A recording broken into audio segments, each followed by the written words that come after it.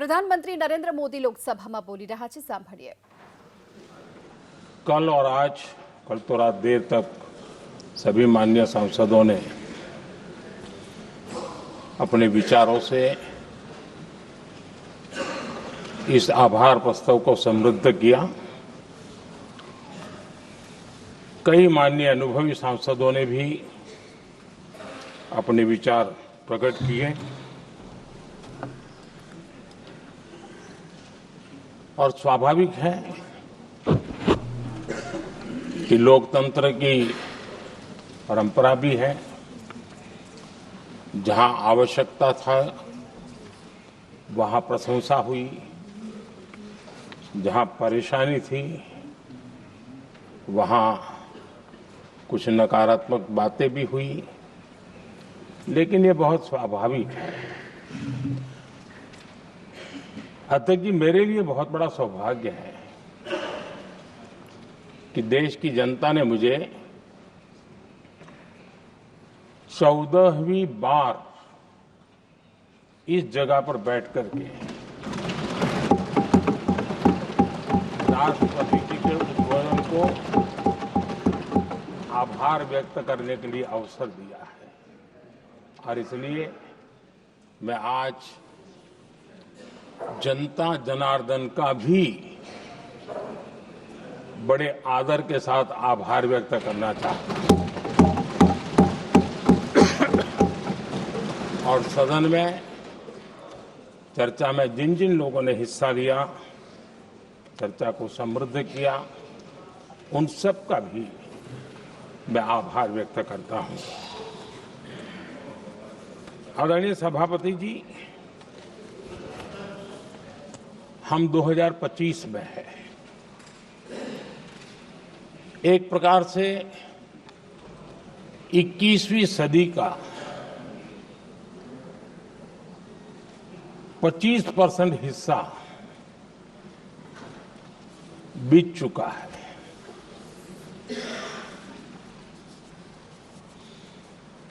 समय तय करेगा 20वीं सदी के आजादी के बाद और 21वीं सदी के प्रथम 25 साल में क्या हुआ, कैसा हुआ।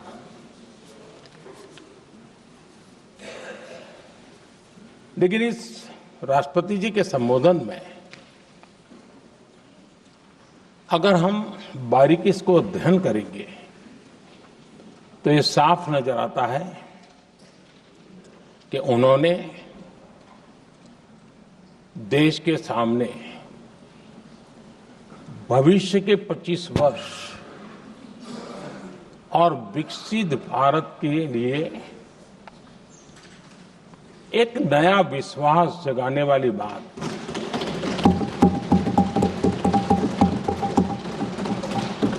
एक प्रकार से आदरणीय राष्ट्रपति जी का ये उद्बोधन विकसित भारत के संकल्प को मजबूती देने वाला है, नया विश्वास पैदा करने वाला है और जन सामान्य को प्रेरित करने वाला है। आदरणीय सभापति जी, सारे अध्ययन बार बार ये कह चुके हैं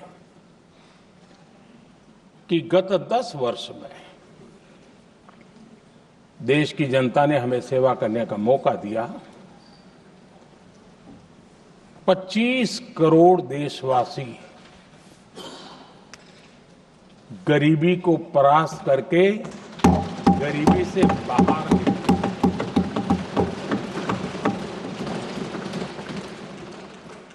आदरणीय सभापति जी, 5 दशक तक गरीबी हटाओ के नारे सुने हो और अब 25 करोड़ गरीब गरीबी को परास्त करके बाहर निकले, ऐसे ही नहीं।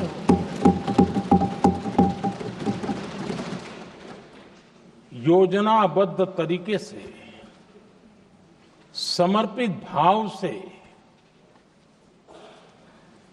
अपनेपन की पूरी संवेदनशीलता के साथ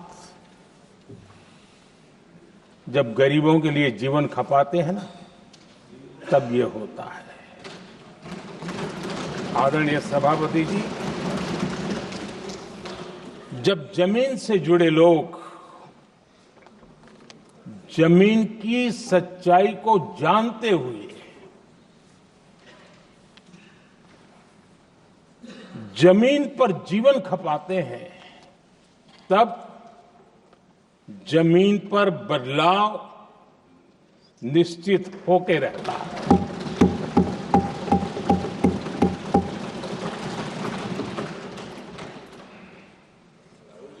आदरणीय सभापति जी, हमने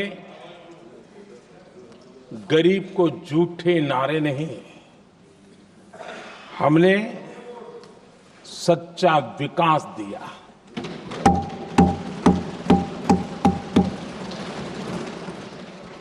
गरीब का दुख,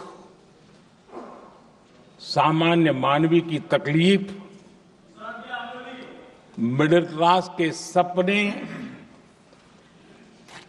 ऐसे ही नहीं समझे जाते हैं। आदरणीय सभापति जी, इसके लिए एक जज्बा चाहिए।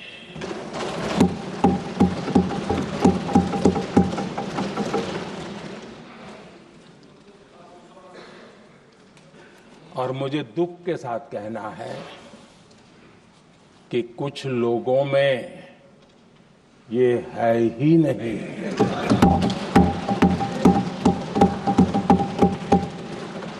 आदरणीय सभापति जी, बारिश के दिनों में कच्ची छत, फुसकी, प्लास्टिक की चादर वाली छत, उससे नीचे जीवन गुजारना कितना मुश्किल होता है। पल पल सपने रौंद दिए जाते हैं, ऐसे पल होते हैं, ये हर कोई नहीं समझ सकता। आदरणीय सभापति जी, अब तक गरीबों को 4 करोड़ घर मिले हैं।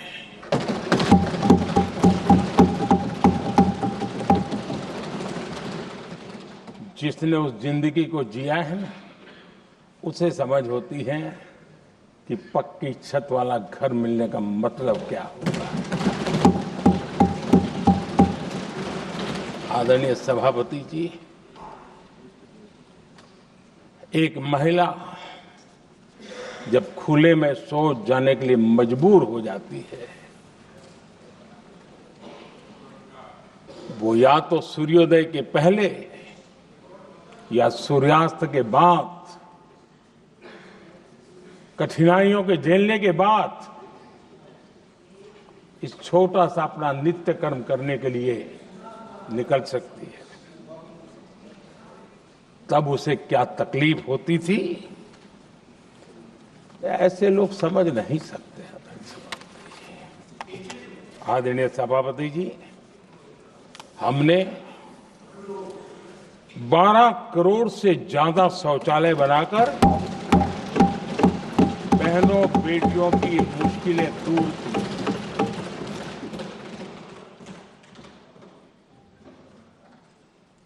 आदरणीय सभापति जी, आजकल मीडिया में ज्यादा ही चर्चा हो रही है,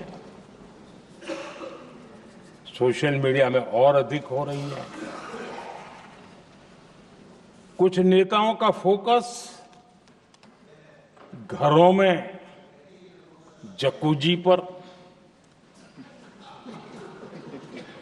स्टाइलिश शावर्स पर, लेकिन हमारा फोकस तो हर घर जल पहुंचाने पर है।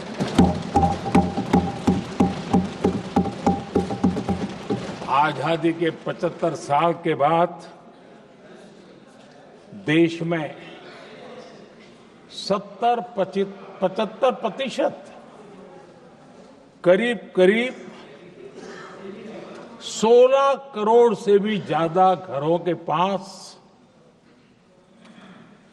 जल का करने के लिए नल का कनेक्शन नहीं था। हमारी सरकार ने 5 साल में 12 करोड़ परिवारों को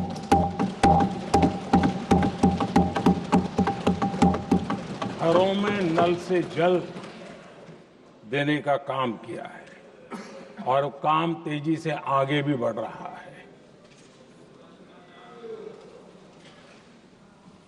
आदरणीय सभापति जी, हमने गरीबों के लिए इतना काम किया और इसके कारण आदरणीय राष्ट्रपति जी ने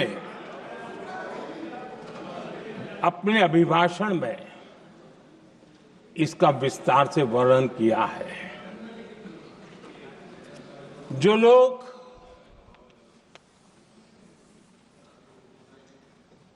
गरीबों की झोंपड़ियों में फोटो सेशन कराकर अपना मनोरंजन करते रहते हैं, उन्हें संसद में गरीबों की बात बोरिंग ही लगेगी।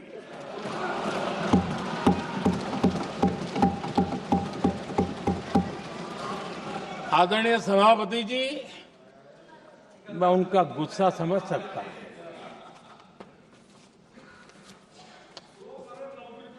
आदरणीय सभापति जी,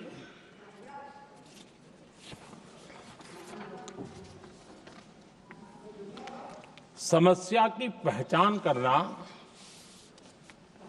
एक बात है, लेकिन अगर जिम्मेवारी है तो समस्या की पहचान कर करके छूट नहीं सकते। उसके समाधान के लिए समर्पित भाव से प्रयास करना होता है। हमने देखा है और पिछले 10 साल के हमारे काम को देखा होगा और राष्ट्रपति जी के अभिभाषण में भी देखा होगा। हमारा प्रयास समस्या की समाधान का रहता है और हम समर्पित भाव से प्रयास करते हैं। आदरणीय सभापति जी, हमारे देश में एक प्रधानमंत्री हुआ करते थे।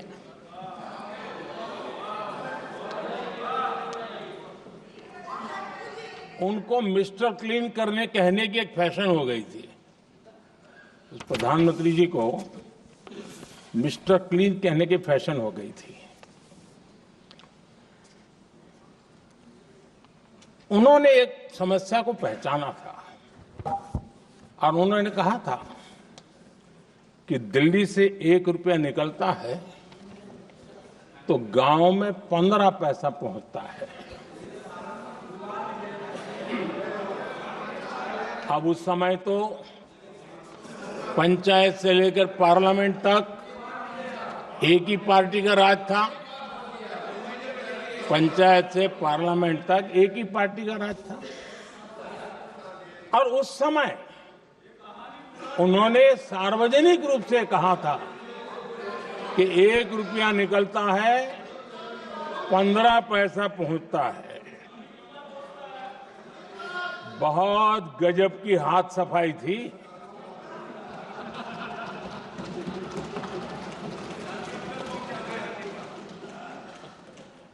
पंद्रह पैसा किसके पास जाता था, ये देश का सामान्य मानवी भी आसानी से समझ सकता है।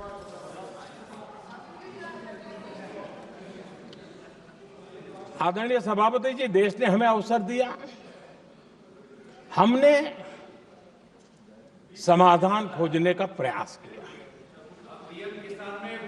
हमारा मॉडल है बचत भी विकास भी। जनता का पैसा जनता के लिए। हमने जनधन, आधार, मोबाइल की जेम ट्रिनिटी बनाई और डीबीटी से डायरेक्ट बेनिफिट ट्रांसफर ये देना शुरू किया। आदरणीय सभापति जी, हमारे कार्यकाल में हमने 40 लाख करोड़ रुपया सीधा जनता जनार्दन के खाते में जमा किया। आदरणीय सभापति जी, इस देश का दुर्भाग्य देखिए, सरकारें कैसी चलाई गई, किसके लिए चलाई गई। माननीय सदस्य, मैं सबसे आपसे आग्रह कर रहा हूं, आप सदन की गरिमा बनाए रखें। बैठे बैठे कोई माननीय सदस्य टिप्पणी नहीं करे, उचित नहीं है, ये गलत तरीका है आपका। ये सदन की मर्यादा नहीं है आपकी। आप प्रोटेक्ट करना चाहते हो उनको इस तरीके से, गलत तरीका, ये गलत तरीका है। आप बैठे बैठे टिप्पणी करना चाहते हैं।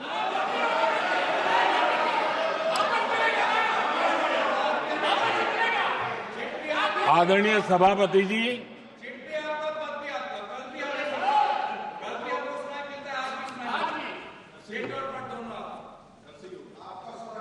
जब ज्यादा बुखार चढ़ जाता है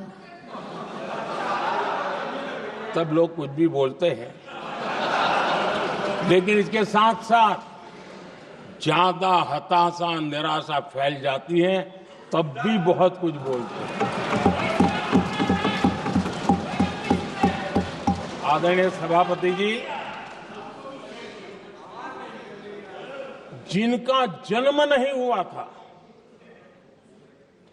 जो भारत की इस धरती पर अवतरित नहीं हुए थे, ऐसे 10 करोड़ फर्जी लोग सरकारी खजाने से अलग अलग योजनाओं का फायदा ले रहे थे। आदरणीय सभापति जी, सही को अन्याय न हो इसलिए राजनीतिक फायदा नुकसान की परवाह किए बिना हमने इन 10 करोड़ फर्जी नामों को हटाया और असली लाभार्थियों को खोज खोज करके उन तक मदद पहुंचाने का अभियान चलाया। आदरणीय सभापति जी, ये 10 करोड़ फर्जी लोग जब हटे और भिन्न भिन्न योजनाओं का हिसाब लगाएं तो करीब करीब 3 लाख करोड़ रुपया गलत हाथों से जाने से बच गए। मैं हाथ किसका था ये नहीं कह रहा हूं, गलत हाथों से। आदरणीय सभापति जी, हमने सरकारी खरीद में भी टेक्नोलॉजी का भरपूर उपयोग किया, ट्रांसपेरेंसी लाए और जेम पोर्टल, जो आज राज्य सरकारें भी उसका उपयोग कर रही है, जेम पोर्टल से जो खरीदी हुई उससे आमतौर पर जो खरीदी होती है उससे कम पैसों में खरीदी हुई और सरकार के 1,15,000 करोड़ रुपए की बचत हुई।